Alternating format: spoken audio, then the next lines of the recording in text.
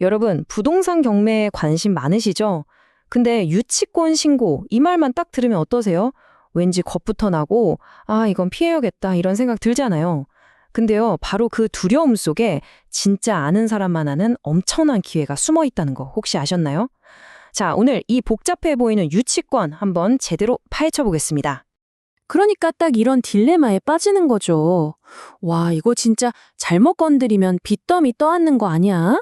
아니면 이게 바로 남들 다 피할 때 나 혼자 싸게 살 수 있는 대박 기회인가?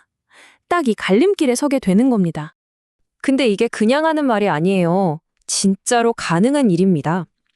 남들이 다 무서워서 도망갈 때 이 유치권의 진짜 정체를 아는 사람은요, 시세보다 훨씬 싸게, 그러니까 예를 들면 1억짜리를 7천만 원에 가져가는 그런 대박을 터뜨릴 수 있다는 거죠. 자, 그럼 비밀을 알려드릴게요. 핵심이 뭐냐면 법원에 유치권 있습니다 하고 신고가 됐다고 해서 그게 전부 진짜가 아니라는 거예요. 사실 상당수는 법적으로 따져보면 아무 힘이 없는 뻥튀기 된 경우가 많아요. 일종의 연막 작전 같은 거죠. 괜히 겁줘서 경쟁자들 떨어뜨려는 속셈인 경우가 허다합니다. 아니 그럼 제일 중요한 게 남았잖아요. 도대체 이 많은 유치권 신고 중에서 뭐가 진짜고 뭐가 가짜인지 뭘 보고 구별하냐 이 말이죠. 그쵸? 놀라지 마세요. 이 복잡해 보이는 문제를 푸는 열쇠는요, 딱 하나입니다. 정말 강력한 법률 원칙 하나만 딱 알면 돼요. 진짜 이것만 제대로 알면 웬만한 유치권은 그냥 꿰뚫어 볼 수 있습니다. 그게 바로 결련성이라는 개념입니다. 말이 좀 어렵죠? 쉽게 풀어드릴게요. 내가 받을 돈이 바로 그 건물 그 자체 때문에 생긴 돈이어야만 한다는 뜻이에요. 자, 예를 들어 볼게요. 우리가 맛있는 케이크를 만들어요. 그럼 밀가루, 설탕 값은 당연히 케이크 값에 포함되겠죠? 케이크를 만드는데 직접 들어갔으니까요. 이게 바로 결련성이 있는 거예요. 근데 케이크 만드는 법이 적힌 요리책 값은 어때요? 그건 케이크 자체랑은 직접적인 관련이 없잖아요. 이런 게 바로 결련성이 없는 겁니다. 간단하죠? 자, 이 표를 보시면 감이 확 오실 거예요. 왼쪽 보세요. 건물을 직접 짓거나 수리하거나 이렇게 건물 가치를 직접 올리는 데 들어간 공사비. 이건 결련성이 인정돼서 진짜 유치권이 됩니다. 그런데 오른쪽, 그냥 물건 판 돈이라든지 서비스 수수료, 아니면 건물 가치랑 별 상관없는 비용들, 이런 것들은 결련성이 없다고 봐서 유치권 주장을 할 수가 없는 거죠. 자, 그럼 지금부터 이 결련성 테스트를 실제 사례에 한번 적용해 볼게요.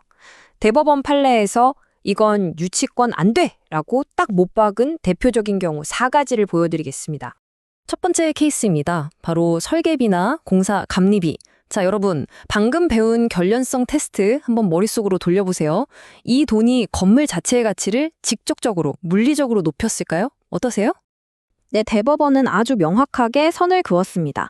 설계나 감리는 공사를 위한 준비 과정이거나 잘 하고 있나 감독하는 행위지 건물의 벽돌 한 장이라도 더 쌓는 행위는 아니라는 거예요. 그러니까 결련성이 없어서 유치권이 될 수 없다 이겁니다. 자, 두 번째 사례, 건물 주변에 나무 심고 예쁘게 꾸미는 조경공사 비용, 또 아스팔트 까는 포장공사 비용, 이것도 유치권 신고 단골 메뉴거든요. 근데 과연 이게 맞을까요? 핵심은 이거예요. 나무 심고 길 포장하는 거 물론 좋아지죠. 근데 뭐가 좋아지는 거죠? 네, 건물이 아니라 땅의 가치가 올라가는 거잖아요. 그쵸? 그러니까 건물 경매에서 땅 공사비를 가지고 유치권 주장하는 건 번지수가 틀렸다는 겁니다. 법적으로 인정 안 돼요. 세 번째는 자재 납품 대금입니다. 예를 들어서 싱크대, 신발장, 시멘트 같은 거요. 근데 이건 좀 헷갈리죠? 이 자재들이 분명히 건물 짓는 데 쓰였는데 왜 유치권이 안 될까요? 법원의 논리는 이렇습니다. 그건 건물에 대한 직접적인 권리가 아니라 자재업체랑 건설사 사이에 맺은 물건 사고 파는 계약 문제라는 거예요. 그러니까 자재업체는 건물주한테 돈 달라고 할 게 아니라 자기랑 계약한 건설사한테 가서 돈을 받아야 한다. 이 말입니다. 자, 마지막 네 번째입니다. 건설 현장에서 땀 흘려 일한 우리 노동자분들의 밀린 임금. 아, 이건 정말 안타까운데 왜 이것도 유치권으로 보호를 못 받을까요? 이것도 방금 자재대금이랑 논리가 비슷해요. 임금은 건물에 대한 권리가 아니라는 거죠.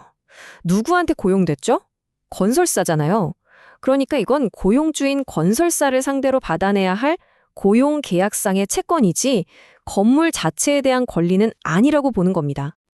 자, 이제 이론은 어느 정도 감이 잡히셨죠? 그럼 이걸 실제 투자에서 어떻게 써먹어야 하는지 구체적인 행동 계획으로 한번 넘어가 보겠습니다. 딱 3단계만 기억하세요.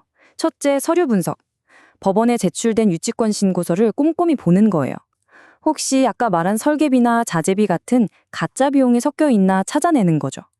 둘째, 무조건 현장 조사. 서류만 믿으면 안 돼요. 현장에 직접 가서 진짜로 누가 점유하고 있는지 두 눈으로 확인해야 합니다. 마지막으로 입찰가 산정.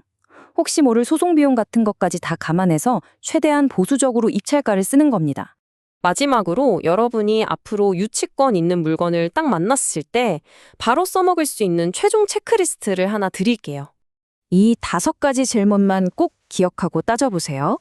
첫째, 이 돈이 진짜 건물을 짓거나 고치는 데 쓴 돈인가? 둘째, 혹시 설계비, 자재비 같은 엉터리 비용이 섞여 있지는 않은가? 셋째, 조경비처럼 땅에 쓴 돈을 건물에다 청구한 건 아닌가? 넷째, 그래서 지금 거기 누가 살고 있나?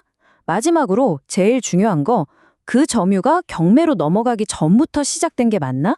이 질문들의 답을 찾다 보면 유치권의 진짜 얼굴이 보이기 시작할 겁니다.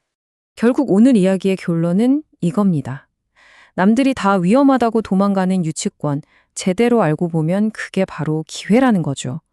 정확한 지식만 있으면 그 위험을 엄청난 수익으로 바꿀 수 있습니다. 자, 이제 여러분은 유치권을 보는 새로운 시각을 갖게 되셨습니다. 다음에 경매 사이트에서 유치권 신고 있음이라는 글자를 봤을 때 이걸 그냥 피해야 할 장애물로 보시겠습니까? 아니면 남들은 모르는 나만 아는 특별 할인 쿠폰으로 보시겠습니까? 그 선택이 여러분의 수익률을 결정할 겁니다.